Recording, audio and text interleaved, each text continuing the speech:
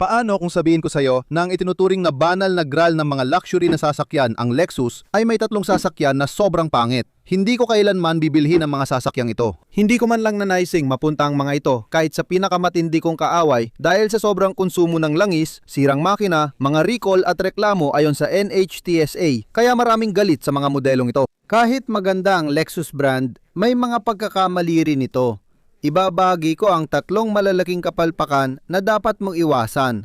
Tara, simulan na natin. Isang mabuting kaibigan kong mekanikong nag-aayos ng mga sasapyang Lexus ang nagbahagi ng lahat ng detalye. Paulit-ulit nagrareklamo ang marami tungkol sa parehong modelo, malinaw na may karaniwang issue. Oo, magaganda at praktikal ang mga ito para sa araw-araw. Mabilis at magaganda ang maliliit nilang V6 makina, pero karamihan dito ay purong basura, kaya heto ang unang sasakyan. 2006 hanggang 2008, Lexus IS 250 talagang basura. Ngayon, masakit ito para sa akin dahil gusto ko talaga ang IS na modelo bilang isang henerasyon. Gusto ko ang itsura nito.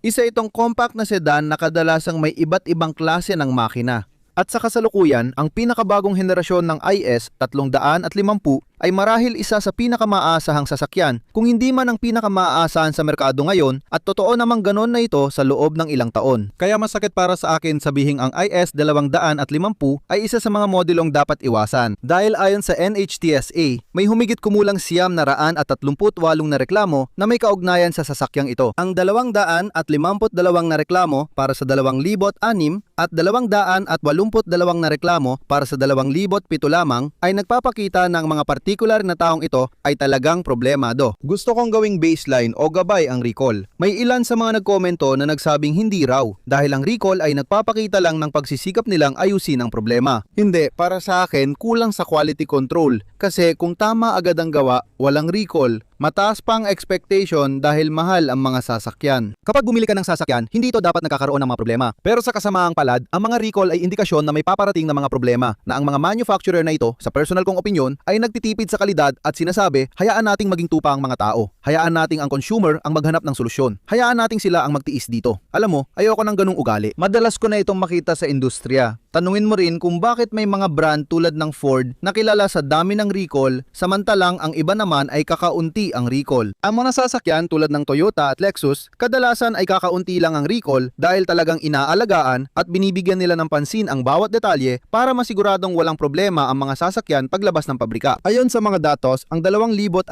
na modelo ay may 13 recall.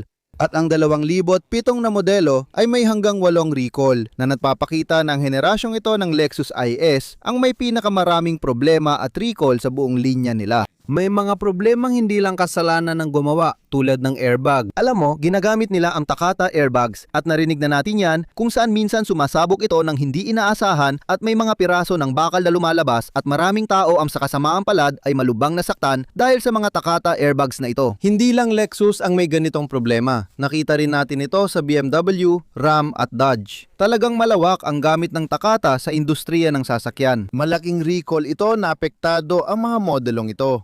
May ibang bahagi na kontrolado ng gumawa tulad ng dashboard, kalidad ng materyales at mga panloob na piyesa na madaling matunaw, masira at mabilis lumuma. Parang ramdam mo na ang loob ay talagang tinipid. Parang Ford nung 1,972 ang pakiramdam. Nakakalungkot, bilang unang henerasyon ng direct injected engine, kilala ang dalawang tuldok 5L V6 sa matinding carbon buildup. Kapag may carbon buildup, hindi na nagsasara ng maayos ang balbula. Gagamit ka ng langis dahil barado na ang singsing. Nagkakaproblema rin sa PCV at nagsisimula ng magsunog ng langis kaya bumabagal ang takbo ng sasakyan. Simula pa lang, mahina na ang mga ito kaya lumalala ang problema at paulit-ulit ang pagkasira. Isa itong mabagsik na makina. Ang tagas ng langis, mga problema sa fuel system ay dagdag na mga issue pa. Bukod pa dyan, may mga kalampag at mga problema sa likurang suspension. Maraming tao na ang nagreklamo na parang mahina ang preno at ang mga bahagi ng suspension ay nagsisimula ng kumalampag at umiingay, lalo na sa likuran. Sinabi ng mekanikong kilala ko, Mark, may mga issue talaga dito at hindi kasing ganda ng kalidad ng ibang sasakyan ng brand. Pero, wag mong hayaang maapektuhan ang pananaw mo sa brand. At sabi ko, hindi, sa kabuuan, sang-ayon ako. Gumagawa talaga ang Lexus ng matibay na produkto, pero may mga pagkakataon na may sablay at may mga palpak. At ito ang isa sa mga iyon. Dahil itong Lexus IS 250 ay may isa sa mga kilalang problema dong maki na gusto mong iwasan talaga, parang salot, na tinatawag na 4GR FSE 2.5 litro V6. May problema ang makinang ito tulad ng carbon buildup at mukhang may problema rin sa injection system. Dahil sa disenyo, hindi sapat ang simpleng paglilinis at walnut blasting dahil mabilis ding magbabara ulit ng carbon. Nawawala ang lakas, magaspang ang andar ng makina at minsan namamatay. Dahil sa carbon fouling, nagiging mahal ang paglilinis ng intake tulad ng walnut blasting, pagbaklas at pagbabara ng mga balbula. Maraming kailangang gawin para mapanatiling malinis ang mga makinang ito. Ito ay klasikong halimbawa kung bakit maraming modernong direct injection na makina ay nagkakaproblema. Ngayon, idagdag pa ang turbochargers, nagdudulot ng pagbuo ng latak sa langis, mas maraming problema sa langis, intake air at pagbabara dahil sa carbon deposits na nagdudulot ng pagkasira. Maraming sasakyan ngayon sa industriya na direct injection lang ang nakakaproblema. Bakit karamihan ng DS series at maraming makina ng Lexus na yon ay may parehong port at direct fuel injection? Kasi ang port fuel injection ay nililinis ang likod ng balbula at pumipigil sa carbon buildup. Pinakamasama pa, sobrang mahal ng gastos. Parang naglalagay ka ng $100 na syahan sa $10 na kabayo para lang malinis ang ilang carbon na problema. Pwedeng umabot ng $2,000 o $3,000 ang paglilinis nito. Minsan mo lang magagawa iyon bawat 2 o 3 taon. Ano ang pakiramdam mo kapag pinindot mo ang dashboard at ito'y natutunaw, nagwa-warp o nasisira? Oo, $2,000 kasi karamihan dito luma na at expired na ang warranty. At alam mo, ikaw ang sasalo ng gastos. Ngayon, kahit na ang 6-speed transmissions ng mga sasakyan na ito ay hindi naman talaga naging problema. At ang katotohanan pwede kang magkaroon ng all-wheel drive at rear-wheel drive sa mga sasakyan na ito ay medyo practical din. Ang downside ng 2.5 litrong V6 na makina na gumagawa lang ng 200 at 4 na horsepower sa pinakamataas nito kapag maayos pa itong gumagana at wala pang carbon buildup ay medyo mabagal, medyo matamlay. At ngayon, dahil ang mga makina ay gumagawa na ng hindi bababa sa 100 horsepower kada litro, ibig sabihin ay sobrang kulang na sa lakas ang sasakyan na ito.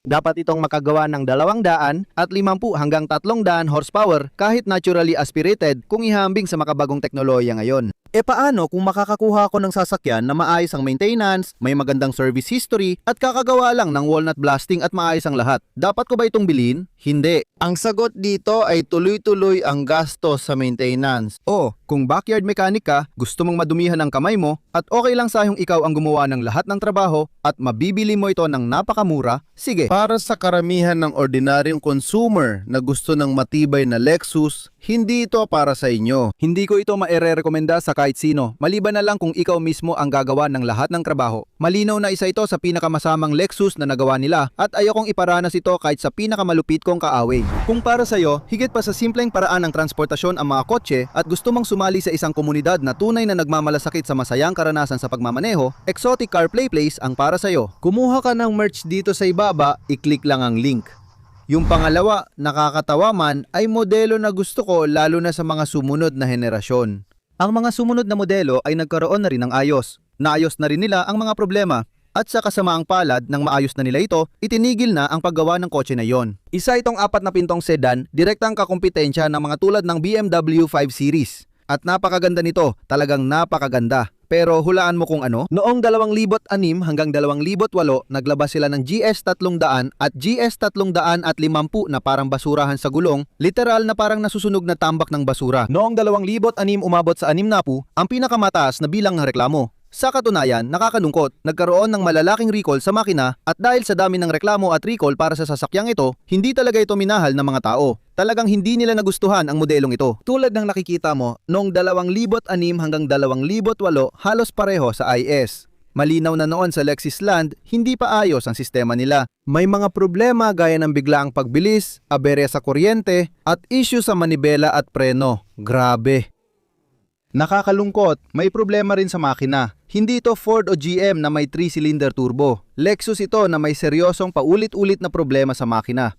At ang dalawang makinang sangkot ay ang 3 litrong V6 engine na tinatawag na 3 GR FSE. Nagpo-produce lang sila ng 245 horsepower para sa magandang full-size o mid-size sedan. At sumunod ang 3 tuldok 5 litro V6 na tinatawag na 2 GR FSE. Nakakalika ito ng hanggang 306 horsepower na higit pa sa sapat. At ang rear-wheel drive o all-wheel drive bilang mga option at 6-speed automatic transmission ay nangangahulugang nandoon ang versatility. Makatwiran ang konsumo sa gasolina at maganda ang spec sa papel. Ngunit ang problema sa engine rebuild na umaabot ng $8,000 ay karaniwan. Kadalasan dulot ito ng sira sa valve spring at malalang problema sa konsumo ng langis, kaya kailangan talagang buksan at i-rebuild ang makina. Dagdag pa, ang VVTi Variable Valve Timing System ay pwedeng magdulot ng gastos na $100 hanggang $3,000 sa pagpapagawa dahil sa actuator bolt failures. Kadalasang problema rin ang tagas ng langis at timing chain. At sa totoo lang, marami sa mga mas bagong modelo ng Lexus na sasakyan ay nagkaroon ng mga pagputok. At karamihan ng langis na ginagamit nila para sa VVTi ay high pressured, na siya rin ginagamit ng makina. Karaniwang nangyayari ang pagputok ng linya kaya natatapon ang langis sa lupa. Tapos, tatakbo ng walang langis ang makina bago pa mapansin ng may-ari habang nagmamaneho na, ay, may ilaw ng low pressure. Ang susunod na mangyayari, magsisimula na mag-roadknock ang makina at yon na ang katapusan. Sobrang brutal ng sitwasyong yan. Kilala ang mga modernong Lexus sa iba't ibang issue gaya ng electrical, infotainment at minsan may ingay o kalampag din. Bihira ka makakita ng Lexus na may seryosong problema sa makina. Pero ang mga makinang yun mismo ang may ganong problema. Ang mas luma nilang 3.0 at 3.5 litro na makina. Nakakalungkot pero nauulit na naman ang kasaysayan sa bagong 3.4 na litro twin-turbo V6. Oo, sa mga bagong Lexus GX 550 at LX 600. Hindi ko rin agad ilalagay ang mga ito sa listahan ng mga dapat iwasan. Bagong modelo ng Lexus ito at naniniwala ako nagsisimula pa lang sa pag-aayos ng mga problema. Pero muli, nakakalungkot man, may mga may-ari ng mga bagong modelong Lexus na nagiging parang guinea pig sa pagdaan sa mga pagsubok at problema. Sinasabi ng iba na ito raw ay dahil sa metal particulate. May mga nagsasabi rin na ang makina ay medyo marupok at kapag mabigat ang torque, nagsisimula itong mamilipit at nagkakaroon ng iba't ibang puwang at problema. Ang susunod na mangyayari, magkakaroon ka ng bearing failure. Kahit ano pa man, sapat nang sabihin na may mga issue talaga sa bagong 3.4 na litro twin-turbo V6 na ito. Inulit lang ng kasaysayan ang sarili nito mula sa nakita natin noon sa kalagitnaan ng dekada 2000 sa mga 3 litro at 3.5 litro na V6. Bago natin talakayin ang pangatlo, kailangan kong ipaalam sa iyo na sa dulo, nilahad ko ang ilan sa mga totoong ugat ng dahilan kung bakit talaga ito nangyari. At malinaw, alam natin na laging natututo ang Lexus mula sa kanilang mga pagkakamali. May ilang karaniwang dahilan na ibabahagi ko sa iyo. Paborito ko rin ang Lexus NX. Ngayon, hindi ito yung particular na powertrain at ang mga bagong NX models ay talaga namang kahanga-hanga. Ang 2.5 litrong straightforward na makina na ipinares sa hybrid drive sa pamamagitan ng ECVT system ay isa sa pinaka-maaasahang modelo ng Lexus na maaari mong bilhin ngayon. Ang mga naunang V6 sa RX na may 3.5 na makina na may dual port at direct fuel injection ay isa rin sa pinaka-maasahang modelo ng Lexus na kilala. Ganon din sa mga lumang 4.6 at 4.7 na V8 na makina ng GX, sobrang maaasahan. Pero hindi ito ganoon dahil ang pinag-uusapan natin ay ang 2015 hanggang 2016 na Lexus NX 200T. Bagamat hindi naman ganap na katastrofiko ang pagkasira ng mga sasakyang ito, madalas pa rin silang mababa ang rating sa pagiging maaasahan dahil sa mga kilalang sistemikong pagkasira sa makina tatalakayin pa natin. Kahit ang mekaniko kong kaibigan at base sa sarili kong karanasan at pananaliksik, ang NX 200T na modelong 2016 talaga ang modelong dapat iwasan. Karaniwang problema nito ang infotainment system na madalas ding issue sa Lexus at Toyota. Mataas din ang konsumo ng langis at may pag-aatubili at turbo lag. Yung iba dito ay dahil sa disenyo. Yung iba naman ay sa inaasahan ng may-ari. Pero nakakadismaya pa rin. At yung paglipat ng transmission, magaspang, maalog at siguradong hindi kasing kinis ng ibang sasakyan sa luxury car segment. Gusto mo ng mas makinis na transmission? Kaya maraming natitest drive tapos sinasabi, ayoko na, lipat na lang ako sa BMW kasi sila may pinakamagandang transmission noon. Noong panahon na yon, gamit nila ang ZF transmissions. Lumipat sila mula sa 6-speed. Ang makina ng problematic na Lexus na ito ay 2 litro turbocharged 4-cylinder engine na tinatawag na 8AR FTS. Malakas silang kumonsumo ng langis, karamihan dahil sa piston rings at oil control rings. Hindi rin nakatulong ang mababang tensyon. Ang rear main seals ay tumatagas ng langis sa likod, parang 1,900 at 73 Porsche 911 na nakatambak lang sa bakuran sa loob ng 25 taon. Ang mahina o delayed na throttle response ay nagdudulot ng issue sa drivability, reliability, at ergonomics, lalo na kung may electrical problems. Para itong triple threat. Hindi mura ang mga problema sa turbo, umaabot sa $5,000. Malaki ang gasto sa labor. Hindi rin mura ang piyesa mismo. Dahil sa piston rings, lumakas ang konsumo ng langis pero naayos na rin ito. Kaya yang ayusin ng mekaniko, tanggalin ang ulo ng makina, palitan ng singsing at ayos na. Pero hindi yan libre o mura. Madalas, gumagastos ang customer ng $3,000 hanggang $5,000 para maayos ito. Kaya walang mura sa mga kotse na ito. Oo, pwede mo itong gamitin ng husto, pero kung pababayaan, dahil sa malakas na konsumo ng langis, magkakaroon ng carbon build-up, bara, dumi, at hindi nagagana ng maayos ang sasakyan. At muli, dahil sa kakayahang mamili sa front-wheel drive o all-wheel drive at 6 na bilis na otomatikong transmisyon, hindi naman talaga masama ang mga pangunahing bahagi nito. Mukhang may overbite at halos walang baba ang unang modelo. Hindi sila kaaya-ayang tingnan kung tutuusin.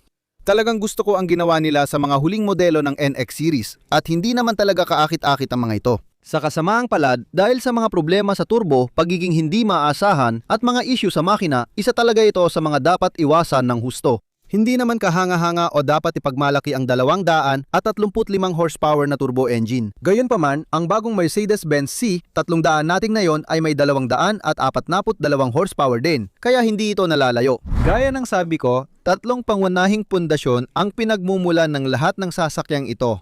Ipaliwanag ko ito. Kaya kung makita mo ang mga pundasyong ito sa iba pang sasakyan na tinitingnan mo, mag-isip-isip ka muna dahil ang maagang paggamit ng bagong teknolohiya ay laging may epekto. Direktang iniksyon? Tingnan ang IS-250. Sila ang nagsimula at natuto sa mahirap na paraan. Dagdag pa, turbocharging. Nagkaroon sila ng samot-saring problema sa turbo, mga problema sa takbo, gasto sa turbo, mga piston ring, mismong turbo, at maintenance na kaugnay nito. Oo, hindi maganda. Karaniwan din ang mga salik na yon. Ang bagong teknolohiya ay laging may kasamang problema. Isa pang salik ang unang henerasyon ng bawat malaking pagbabago. Mas mainam iwasan ang malaking pagbabago sa modelo, makina, transmission o bagong platform na disenyo. Madalas, ganito ang nangyayari at nagkakaproblema ka. Ayaw mo ring ikaw ang gawing panubok. Ang ikatlong salik ay galing minsan sa supply chain o supplier mo. Saan mo kinukuha ang pyesa mo? Kahit na ginagawa mo na ang lahat ng pag-iingat at mga hakbang sa iyong pabrika, madalas na ang mga pyesang galing sa ibang bansa o mula sa ibang supplier ang nagiging problema. Yung valve spring na galing sa third-party supplier, kadalasan quality control nila ang nagdidikta. Doon din minsan nanggagaling ang problema sa pyesa. Kaya kung magsasaliksik ka at titingnan mo ang kasaysayan, makikita mong may mga problema sa ilang particular na manufacturer, maaring yun na ang palatandaan. Ginagamit pa rin ba nila ang supplier na yon? Ano na ang nagbago? Naayos na ba nila ang mismong problema? Iyan ang mga tanong na kailangan mong itanong sa sarili mo kapag bibili ka ng bagong Lexus mo. 3 bagong sasakyan ng Lexus, ayan no? Iyan lang ang siguradong bibilhin kong mga bagong sasakyan ngayong taon sa 26. Baka may iba kang iniisip. Iyan lang ang mga BMW na kukunin ko. Baka may naiisip kang ibang kakumpetensya na malapit. Sa totoo lang, kadalasan mas maganda ang karanasan sa pagmamaneho na ibinibigay ng BMW. Sana makita-kita tayong lahat ulit sa lalong madaling panahon mga kaibigan. Magandang araw sa inyo. Mag-uusap tayo muli. Paalam.